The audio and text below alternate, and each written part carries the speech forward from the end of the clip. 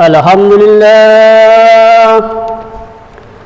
Alhamdulillah alladhi adna al-mu'minin liyahjuru min maqatil mubarakatin ilal madinatil munawwarah.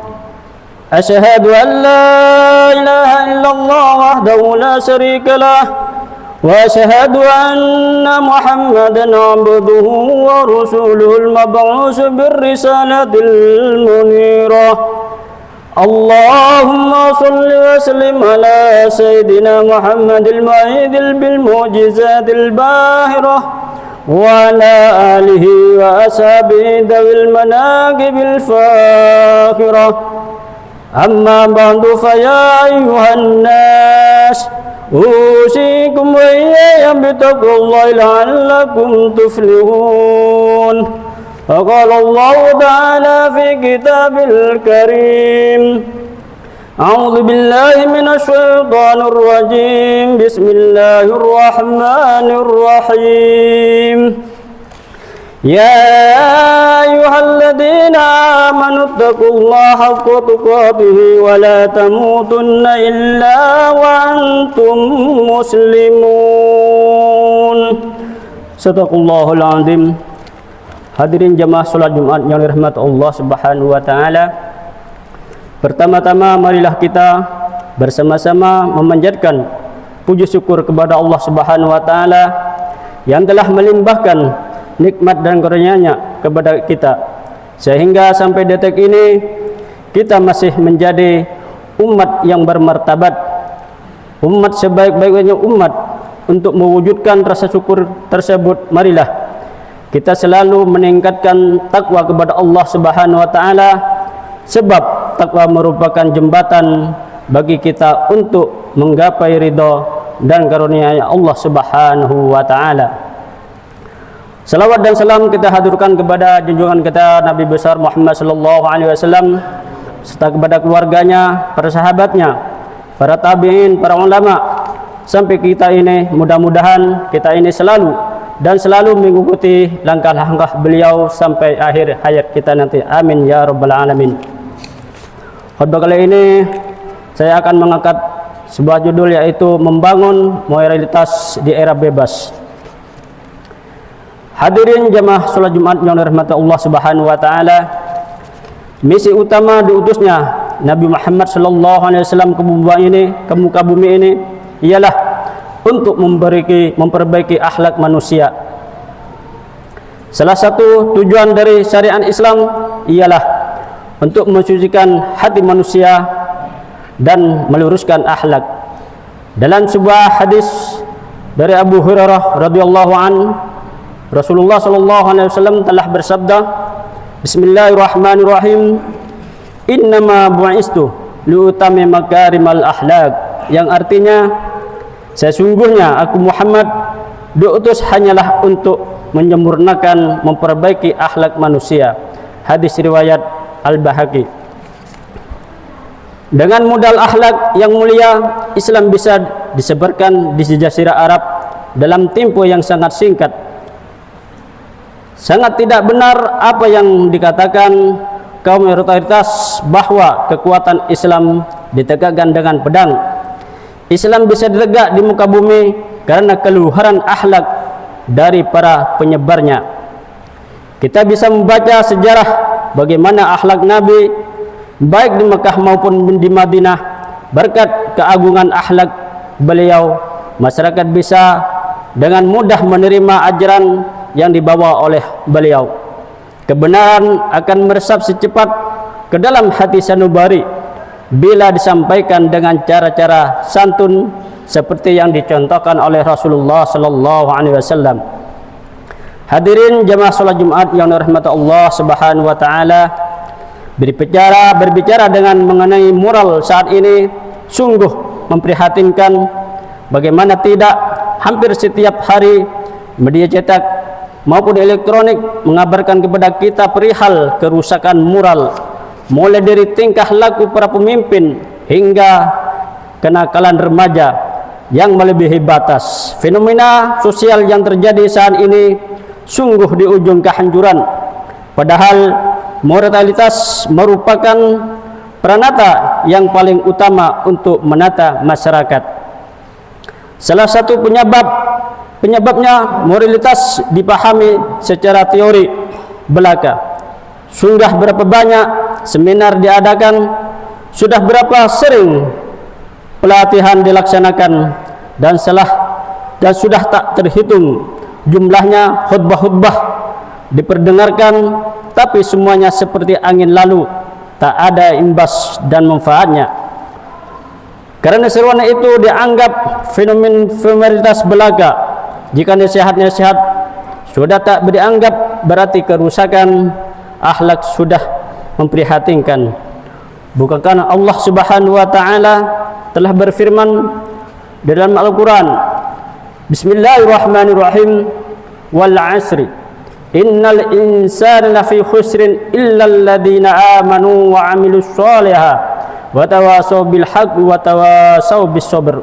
Yang artinya, demi masa sesungguhnya manusia itu benar-benar dalam kerugian, kecuali orang-orang yang beriman dan mengerjakan amal soleh dan menasihati supaya mentaati kebenaran, dan menasihati supaya menetapi kesabaran. Al-Quran surah Al-Asr ayat 1 sampai ayat 3. Moral harus diwujudkan dalam bentuk tindakan, bukan tulisan. Pelaksanaan bukan kekuasaan, pengabalan bukan hafalan, kenyataan bukan perantaran, esensi bukan teori, realitas bukan identitas, dan seterusnya. Keberadaannya tidak bisa dibuat-buat, dipalsukan, atau sekedar simbolik. Canggihnya teori, banyaknya ajaran, tingginya kejahatan, indahnya paras wajah, dan melimpahkan harta. Tidak menjaminan kebaikan moral seseorang. Bisa jadi orang miskin lebih bermoral ketimbang mereka yang berduit. Rakyat jelata lebih bermoral ketimbang pejabat. Jemaah salat Jumat yang dirahmati Allah Subhanahu wa taala, lalu apa yang harus kita lakukan untuk membangun mayoritas di tengah era yang bebas ini? Di antaranya meneladani kepribadian Rasulullah sallallahu alaihi wasallam. Beliau lebih memberi contoh kepada kita bagaimana mengatur negara yang baik dan bermasyarakat yang bermoral. Rasulullah selalu menekankan aspek kebaikan, kejujuran, kesalehan, dan keadilan bagi semua kalangan, tanpa tanpa memandang warna kulit, keyakinan, serta ras. Selain itu, Rasulullah SAW selalu berpesan agar umatnya tidak menuruti hawa nafsu, karena hawa nafsu sumber kemungkaran dan kemerosotan akhlak. Orang akan mudah melakukan korupsi, menipu, dan kemungkaran sosial lainnya jika selalu menuruti hawa nafsunya, rakus.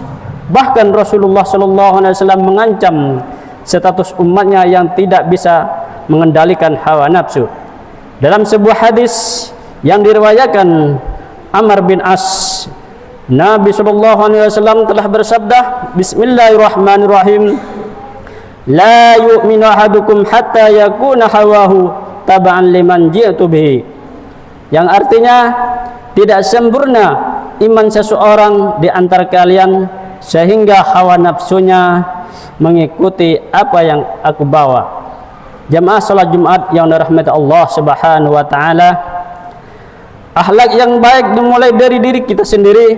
Oleh karena itu, kita kembangkan sikap empati, yakni menjunjung tinggi nilai-nilai moral, meningkatkan kepekaan terhadap orang lain, dan berusaha memahami sesuatu dari sudut pandang orang lain.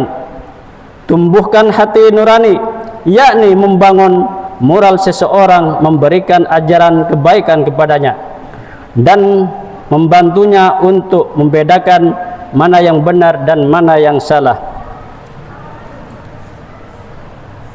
Demikianlah khutbah singkat yang saya sampaikan.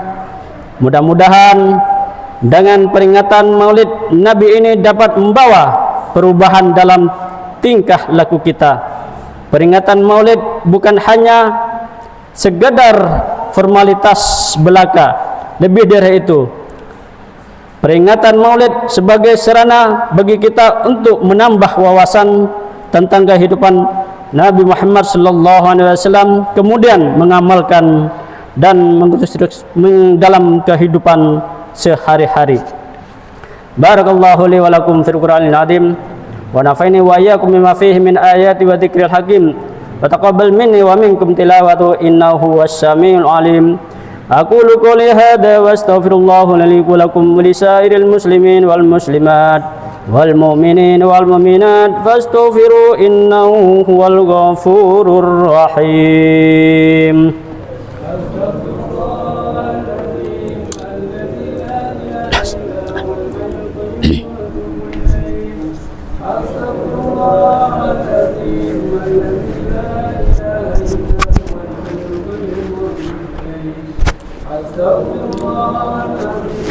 الذي لا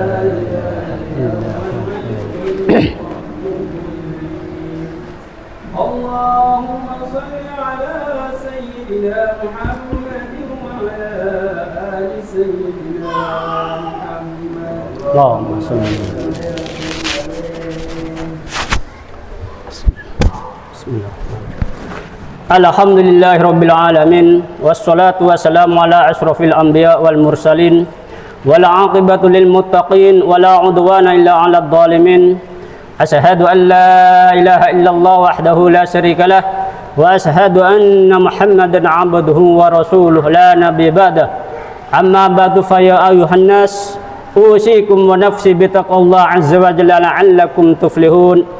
Wa qala Allah ta'ala fi kitabil karim a'udzu billahi minasy syaithanir rajim bismillahir rahmanir rahim innallaha wa malaikatahu yusholluna 'alan nabi ya ayyuhalladzina amanu shallu 'alaihi wa sallimu taslima. Allahumma salli ala Sayyidina Muhammad wa ala ali Sayyidina Muhammad kama sallaita ala Sayyidina Ibrahim wa ala ali Sayyidina Ibrahim wa barik ala Sayyidina Muhammad wa ala ali Sayyidina Muhammad kama barakta ala Sayyidina Ibrahim wa ala ali Sayyidina Ibrahim fil alamin innaka Hamidum Majid.